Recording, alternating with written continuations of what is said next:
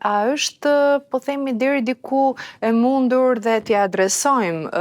shkakun e imunitetit që kanë fëmijën, t'ja adresojmë këtyre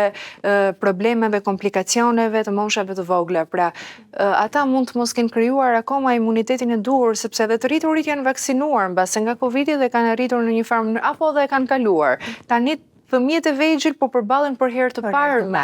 Covidin, bebet e vogla të cilat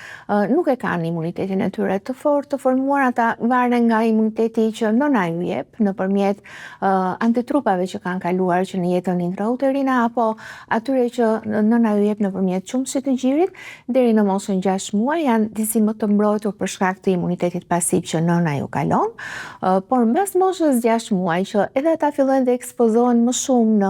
mjediset e përbashkëta ose mos mbas moshës 1 vjeçare deri në këtë grup moshën 1 deri në 2 deri në 3 vjeçare që një pjesë e tyre ndjekin dhe çerdhet, duke qenë për herë të parë takojnë viruse, mikrobe të ndryshme, ata fillojnë dhe ndërtojnë imunitetin e tyre duke u sëmurur dhe duke kaluar episode mbas episodesh që në një farë mënyrë atë trajnojnë sistemin e tyre imunitar dhe i bën ata pastaj që të përgjigjen në mënyrë adekuate dhe pak mbase jo kaq të rënda apo të bujshme si klinik sikur sëmuren herët e para, por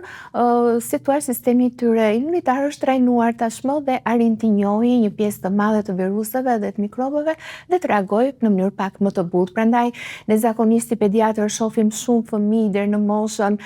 2, 3, 4 vjeçare dhe pastaj kur vjen mosha 5, 6, sikur sëmuren më rrallë, realisht sëmuren më rrallë dhe vizitat rallohen në zyrën e pediatrit pastaj.